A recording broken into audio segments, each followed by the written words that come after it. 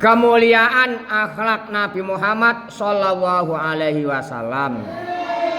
Nabi Muhammad sallallahu alaihi wasallam merupakan seorang yang sopan dan santun dalam bertutur kata. Beliau jujur dan tidak pernah berdusta sama sekali. Berbudi luhur, pekertinya baik, etikanya baik, pekerti akhlak atau etika. Beliau tidak pernah membeda-bedakan atau memandang seorang dari status sosial, ya, warna kulit, suku, bangsa atau golongan. Semuanya adalah sama di hadapan manusia. Yang tidak sama adalah takwa kepada Allah Subhanahu wa taala. Inna akramakum indallahi atqakum. Beliau selalu berbuat baik kepada siapa saja, bahkan kepada orang jahat atau orang yang tidak baik kepadanya. Tidak punya dendam, tidak punya masalah-masalah sesuatu atau ganjalan dalam hatinya, tidak. Semuanya adalah dihubungi dengan sopan santun yang baik dalam pergaulan sehari-hari. Dan pemaaf, tidak punya arti dendam. Suka memaafkan, suka memberi, suka membantu, suka memberikan masukan dalam hal apapun. Nabi Muhammad sallallahu alaihi wasallam mempunyai perilaku dan akhlak yang sangat mulia, yang sangat baik, yang sangat indah. Beliau memiliki budi pekerti yang agung, seperti tersebut dalam firman-Nya Allah dalam surat Al-Qalam, yaitu yang berbunyi, dalam Al-Quran disebutkan, wa innaka la'ala khuluqin azim, dan sesungguhnya engkau benar-benar berbudi pekerti yang luhur. Bagaimana sikap Nabi Muhammad sallallahu alaihi wasallam terhadap kaum kafir Quraisy? Ketika kaum kafir Quraisy menuduh gila, beliau tidak marah, beliau tidak emosi, beliau tenang, santai, tidak merasa tersinggung, tidak merasa tersiksa pikirannya, karena mereka mengejek berbagai macam ejekan karena mereka tidak tahu. Seandainya tahu pasti akan menghargai dan berbuat yang baik. Beliau tetap teguh, tenang dan sabar. Beliau berhasil dalam berdakwah karena mampu menahan diri, tidak mudah emosi. Dalam berdakwahnya santun, tidak mudah emosi.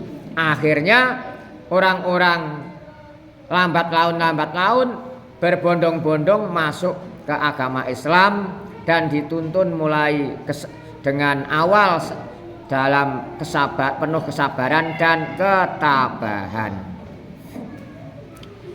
Karena mampu menahan diri ketika menerima celaan dan makian bentuk apapun.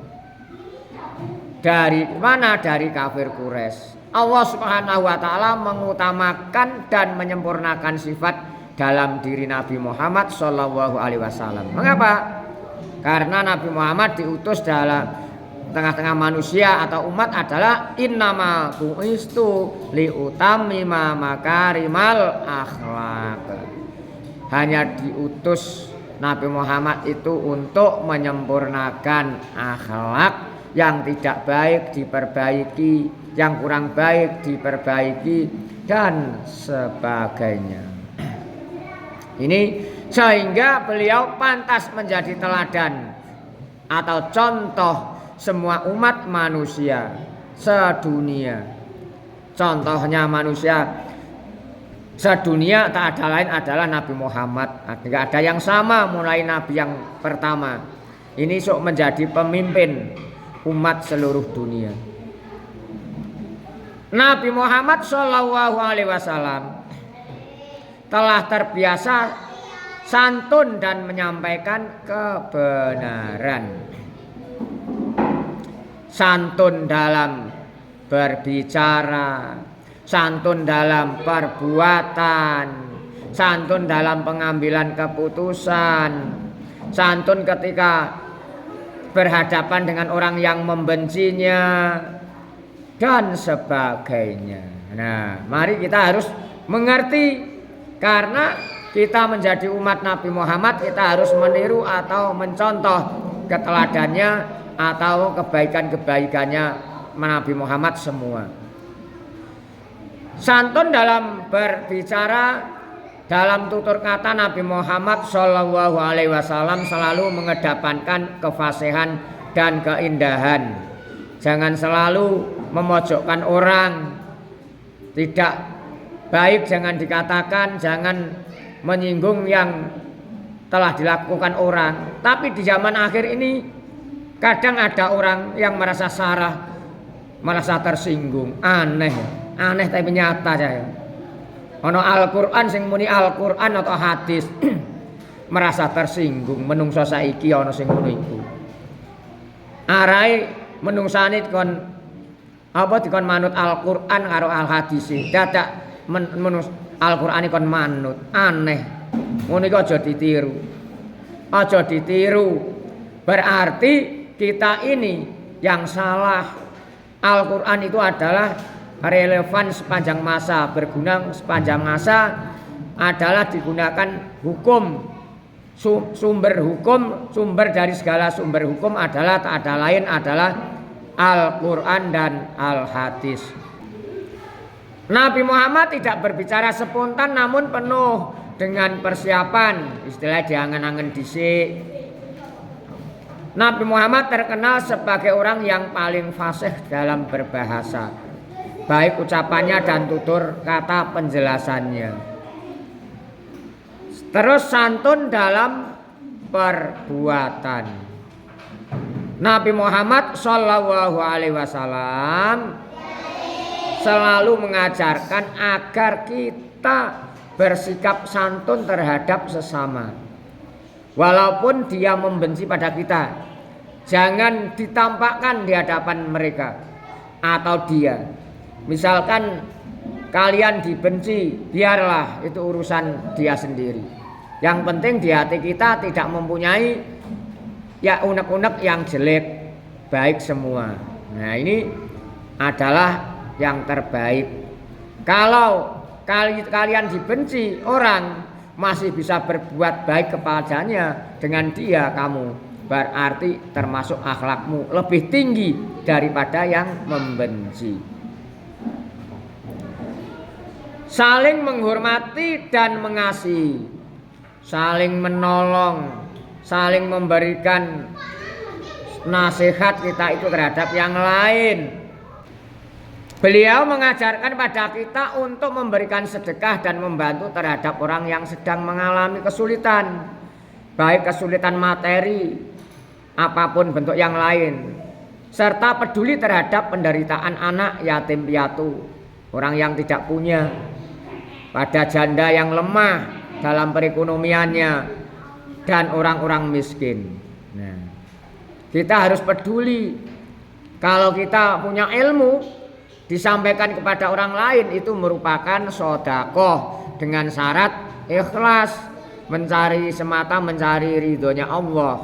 Jadi sedekah itu bentuknya bermacam-macam ya, tidak memberikan materi atau uang dan sebagainya, tapi mengajar atau memberikan nasihat kepada orang lain itu juga termasuk sedekah. Bertutur kata yang baik, bertemu sesama teman saudara dengan berwajah seri-seri, itu adalah merupakan sedekah. Di perjalanan di jalan ada duri atau jalan yang tidak enak, misalnya jeglong, dibatur, ada beling atau duri, dibuang yang baik, itu merupakan sedekah. santun dalam pengambilan keputusan. Dalam pengambilan keputusan Nabi Muhammad Shallallahu Alaihi Wasallam berpegang teguh pada petunjuk dari Allah Subhanahu Wa Taala. Tidak ngawur sah. Di zaman akhir ini kalau ada orang yang salah dikatakan ini dengan dasar Al-Quran hadis, katanya tersinggung. Jarno orang ngono iku. Seperti karakter-karakter orang yang memberikan apa itu infak atau sedekah, pamer atau riya, itu termasuk karakter orang munafik. Innal munafiqina yukhadi'una nawah wa huwa yukhadi'uhum. Sak terusé dalam surat An-Nisa itu. Wa idza qamu ila sholati qamu kusala yurauna an-nasa wa la yadhkuruna Allaha illa qalila. Kalau ada yang demikian bagaimana Pak? Termasuk disuruh sembahyang ya sembahyang tapi aras-arasen. Disuruh memberikan infak ya infak tapi riak pamer. Itu adalah sifat karakternya orang munafik. Luarnya baik tapi dalamnya banyak penyakitnya. Kadang memusuhi di dalamnya. Itu di zaman akhir banyak sekali. Mudah-mudahan semoga kita semua dijadikan orang yang mendapatkan petunjuk Allah ke jalan yang lurus, ke jalan yang benar, ke jalan yang diridhoinya. Amin. Ini termasuk Rasulullah dalam mengambil keputusan yang sangat bijak. Beliau tidak pernah salah dalam menentukan sikap karena beliau adalah orang yang bijaksana dalam segala hal. Tidak membeda-bedakan pemimpin atau qadhi atau hakim. Kalau mengambil keputusan berat sebelah, makanya besok dipertanggungjawabkan. Yang benar dikatakan salah, yang salah dikatakan benar, besok dilebokno neraka, diiyep-iyep malaikat. Dalam hadisnya tuh banyak cak. Qadhi atau hakim pirang-pirang.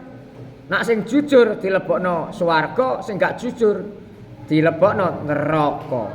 Ning kono diiyep-iyep, dipateni. Gak terus pateni, diobong karo geni sing panase wis gak ukuran, gak koyok geni donya. Lamun ning neraka dipindah ning donya ngono, turu ning geni donya, malah turu angler. Di sana tidak. Gak usah panjang-panjang di situ. Pokoke sapa wae sampeyan upamane sok dadi hakim, dadak nggih keputusan sing salah dibenerno, sing bener disalahno. Sok panggonamu gak iso mlebu swarga, neraka panggonane, disiksa. Gak ana sing iso nulungi gara-gara awakmu dhewe disogok duit, disogok pangkat, disogok jabatan. Mengapa, Pak? Karena itu adalah dapat biusan-biusan setan. Ingat, dunia ini adalah sementara, tidak lama, hanya sekedar bagaikan orang yang bepergian. Kalau bepergian kan nanti akan pulang ke rumah, berteduh di atas di bawah pohon. Istilahnya mampir ngombe. Pasti mampir ngombe diluk tok. Sok bakal balik maneh mati ning ngersane Gusti Allah dan memerlukan bekal-bekal yang baik. Kalau bekalnya jelek akan mendapatkan siksa dari Allah Subhanahu wa taala. Di dunia ini dunyane wis kaya ngene cah. Nyekeli agama wong jujur iku wis kaya-kaya nyekeli mawa geni sing membara panas. Nak dicekeli terus panas, nak diculake buyar. Di zaman akhir kadang agama do didol, naudzubillah. Mulane sok awakmu kalau disuruh untuk mengajarkan kalian harus mau, karena mengajarkan ilmu adalah sedekah, adalah ibadah, pahalanya besar dengan syarat lillahi ta'ala. Kalau disuruh mengajar baik di diniyah TPQ berangkat saja, iya diusahakan, itu merupakan sedekah. Walaupun yang lain di lain itu bayarannya banyak, karena banyaknya tidak bisa menghitung bayarannya. Yang tentang agama TPQ, Taman Pendidikan Al-Quran atau ilmu keagamaan hanya sementara, jangan malah bilang, berani berapa kamu menyuruh saya ngajar di situ? Jangan. Kalau orang yang demikian wis naudzubillah, sing dikedempakan kan ming materi tok, donya tok. Lho wong ngene iki lho, wis ketok mata duwiten, mata donyanen, naudzubillah. Kalian jangan segitu. Mencarilah ridho Allah semata. Rizki sudah dijaga Allah, sudah dijamin segala-galanya. Makanya harus kita sadar, kita tahu. Sekarang kita disekolahkan, ngajikan, bernafaskan agama, termasuk pengetahuan-pengetahuan agama. Ada fikihnya, ada hadisnya, ada akhlaknya, ada apa itu umumnya, biar setara, biar tidak ketinggalan keadaan kita. Harus bijak. Orang bijak itu adalah bisa membaca semua keadaan. Tidak simpang siur, tidak istilahnya geseh-geseh atau timang-timang dan sebagainya. Itu yang dinamakan diantara bijaksana. Nabi santun ketika berhadapan dengan orang yang membencinya. Kalau ada orang yang membenci, santun, tidak dimarahi. Dia adalah selalu menjaga akhlaknya yang sopan santun. Walaupun memusuhi, tetap dihadapi dengan wajah yang berseri-seri. Dalam keadaan yang seakan-akan tidak ada apa-apa. Itu namanya tidak mempunyai dendam. Apa dendam itu? Adalah akan membalas dengan sekuat-kuatnya. Di antara itu berbagai cara. Nabi tidak mempunyai yang demikian. Meskipun Nabi Muhammad SAW selalu dihina, dicemooh, dicaci maki, dianggap sebagai orang gila, bahkan dilempari kotoran berulang kali, ingin dibunuh bahkan. Namun beliau tetap pemaaf, tetap menjadi pemaaf kepada siapa saja. Tidak pernah ada dendam dalam diri beliau. Sekarang sifat-sifat yang dimiliki oleh Nabi siapa? Apa saja? Yang pertama adalah sifat siddiq. Yang kedua sifat amanah. Yang ketiga adalah sifat tabligh. Yang keempat adalah fatona. Mari kita ketahui, dengarkan baik-baik dan direnungkan bersama. Sifat siddiq bagi Nabi Muhammad adalah yang artinya jujur dan benar. Nabi Muhammad SAW memiliki sifat yang jujur dan benar dalam setiap kata dan perbuatan. Sehingga Nabi Muhammad SAW mustahil bersifat kizib, dusta atau pembohong, yang berarti berdusta, pembohong atau goro. Mustahil, tidak mungkin. Yang kedua sifat amanah. Amanah adalah terpercaya. Dipercaya. Jika satu urusan diserahkan kepadanya, niscaya orang percaya bahwa urusan itu akan dilaksanakan dengan sebaik-baiknya. Kalau ada amanah titipi bentuk apapun, dilaksanakan dengan baik sesuai dengan titipannya itu. Itu amanah. Oleh karena itu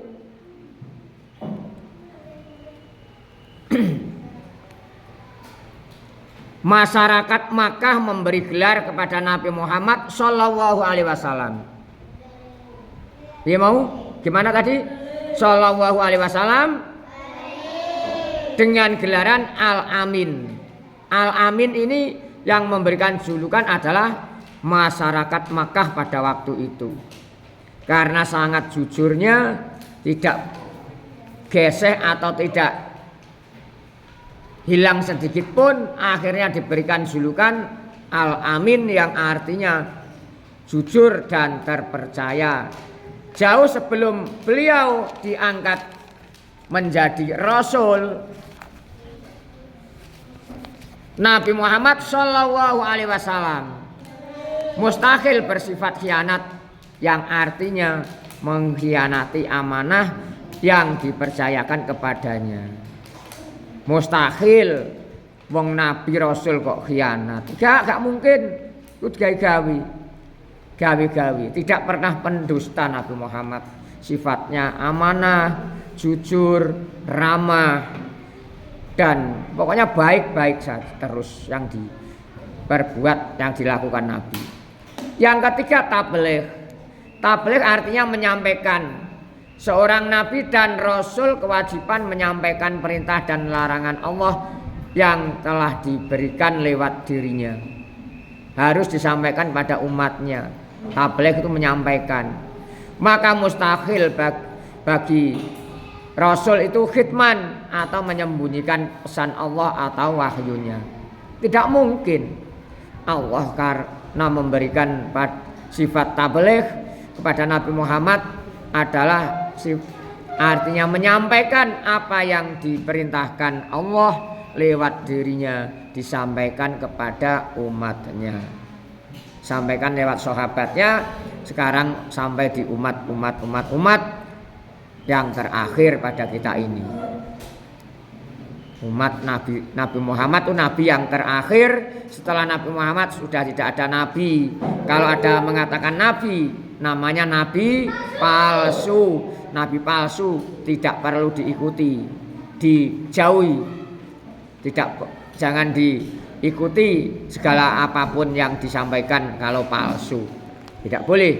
Keempat, fatonah.